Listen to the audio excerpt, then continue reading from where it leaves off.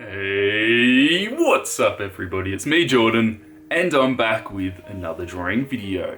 In this video, we are going to be doing the cheap art supply challenge. So I went down to a $2 shop and bought 24 pencils for a bit over $2. Pretty good value, if they weren't completely terrible, which they are. For a price comparison, my Prismacolor pencils, which I like using, are around $2 each. So you're getting 24 for the same price as one. So that's pretty crazy. They were the cheapest ones I could find. As you can see, I've already used them.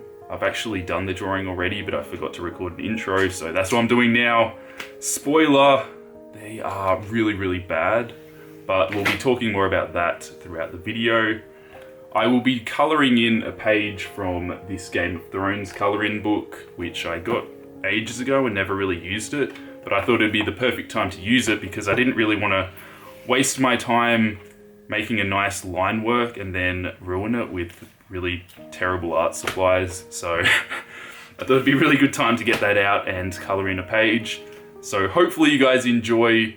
I'll be talking more about the process. It didn't really fit to put in to narrate a creepypasta story over this because it's such a colourful picture. So I'm just going to be talking about the art process and about the supplies themselves. So hopefully you guys who want some art tips or just want to hear me talking about the art process a bit will enjoy this because I haven't really talked about that in a while. So I hope you enjoy, and let's do it! This was a really challenging and frustrating piece to work on. I kind of underestimated the size of it as well. There's a lot of colouring to do in this piece. It's pretty big. And also the pencils were extremely frustrating to use. And it didn't make it any better because my awesome Prismacolor pencils are sitting on the desk right next to me. But no, I'm using Office Land pencils. They were just so waxy. Like, I've had candles that have less wax than these frickin' pencils. And it was pretty much impossible to get any subtle blending where you can just lightly layer it and then put other colours on top. This, it's rather you're not getting any colour or you're pushing really hard to get some rough colour in there. So on the one hand, it was really frustrating, but on the other, it was kind of cool to go back to some really basic art supplies. I remember using the crappy textures and cheap pencils when I was a little kid, and you'd always hear people say it's not about the art supplies that you use, it's about how you use them, and I say the same thing to a lot of people as well. It's just one of those things, but it's still true. On one hand, having crappy art supplies doesn't make your job any easier, no doubt. Having good supplies definitely helps, but hopefully by the end of this video, you can kind of see that you can still make reasonably cool artworks with crappy supplies. I definitely think you can do it. It just makes it a bit harder, but definitely don't confuse quality with price, because there are art supplies which are cheap but really good, and vice versa. You can spend a lot of money on certain art supplies and they're just not that good. For this video, I kind of looked for the crappiest ones. I mean, you're not going to find very good pencils at a $2 store. It's just not going to happen. But they've got their own little bit of charm to it as well, I guess. The whole kind of scratchy look, I don't know, not my type of thing, but it's okay. I'll stick to my Prismacolor pencils, but some people like that kind of pastel look. It's got the kind of childish look to it. I don't know. I'm just trying to be positive here. I spent so long on this drawing.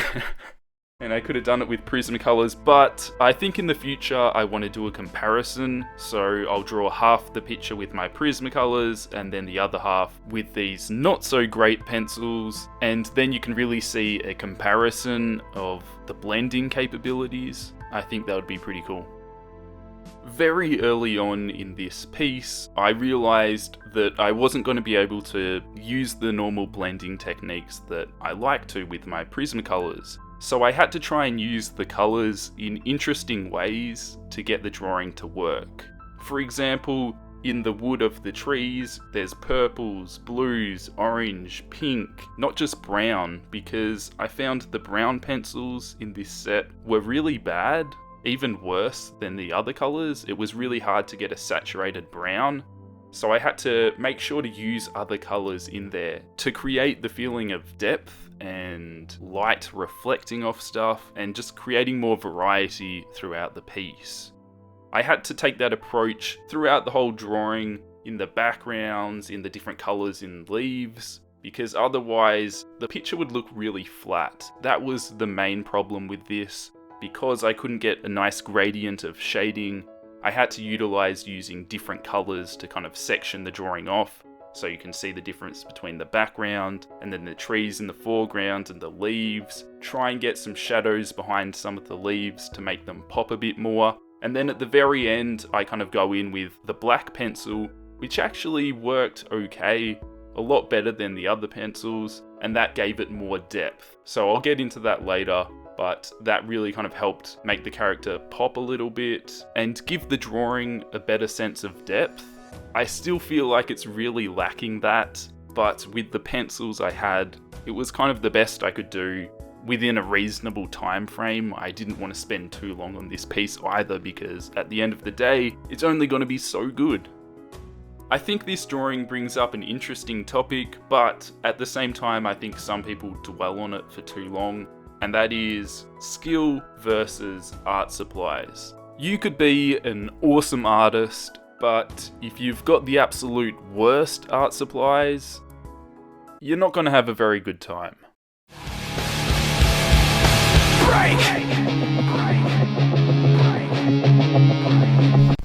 Quality art supplies.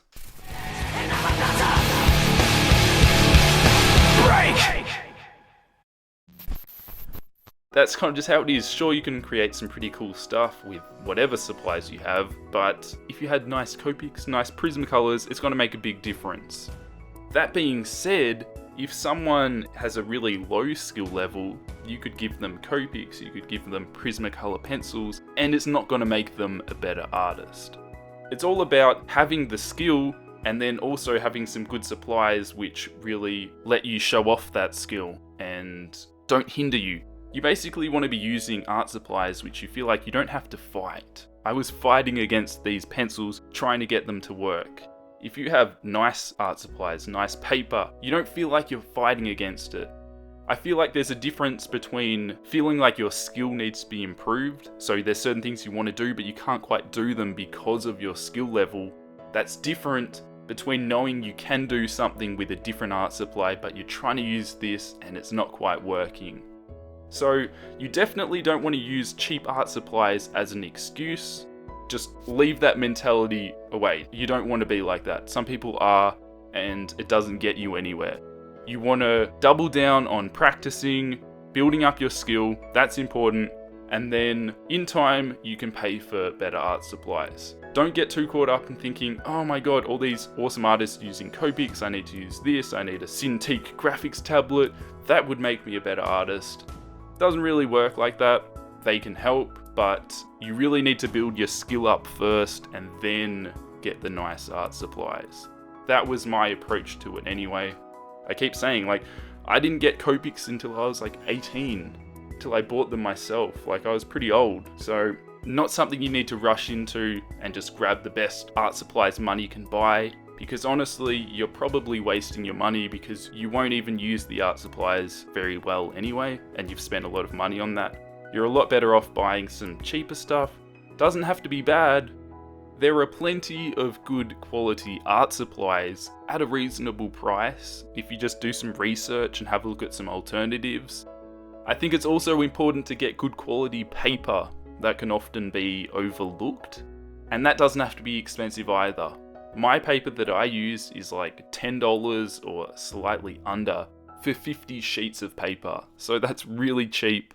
And I think it's really good quality. There are expensive alternatives which would probably be a bit better to use, but I'm doing so many drawings, the paper that I use is completely fine with me. For you guys who are on a really tight budget, but you still want to be able to create quality looking art, you can't really go past charcoal or grey lead pencils. They have a timeless look to them, and you don't need to worry about buying all the different colours, because obviously there isn't all the different colours. You just get some different tones of them, You know, get your HBs all your way to your 8Bs, and you're set. You're set with, like, you could do it with 4 different pencils easily or less. I tend to like using HB, maybe a 2B, 7B, and an 8B, and like that's enough for me. I can get a perfect gradation from that, and you're all good. A great way to build up your art skills, learn how to use contrast. It's probably the easiest place to learn how to fully utilize contrast in your piece, get nice dark blacks, have highlights, get it to pop out. Really important way and a really good way to learn how to create compelling art pieces at a really reasonable price as well. I just don't want to see people complaining about not being able to afford art supplies. You can buy some grey lead pencils and you can become an awesome artist just using that pretty much. Then later down the line, you can invest as much as you want into the supplies that you buy. So that's about it for this video. I hope you guys got some inspiration from it, or maybe learnt something. I don't know. Whatever you got out of it, I hope it was beneficial in some way. I want to thank you guys for being so supportive of me lately. It really does motivate me to become a better artist and make better videos for you guys. So I really do appreciate that so much. It's so awesome hearing that I've helped inspire some of you guys or made you smile. Whatever it is, big or small, it really does mean a lot to me knowing that I can make some influence on my viewers. Whether that's negative or positive, I don't know. I feel like I'm corrupting some people with my creepypasta videos, but hey, we all get corrupted at some stage. It may as well be me who corrupts you guys. Isn't that nice? So, with that being said, thank you guys for watching. You can follow me on Instagram to keep up to date with my artworks and see works in progress. I post a lot of stuff there, so definitely have a look at that. And like always, I will catch you guys next week in next week's drawing video.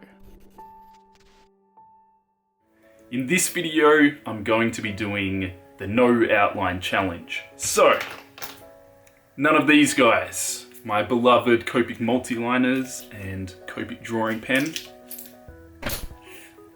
I felt bad doing that. But there's none of them. And also, I'm going to be taking it one step further and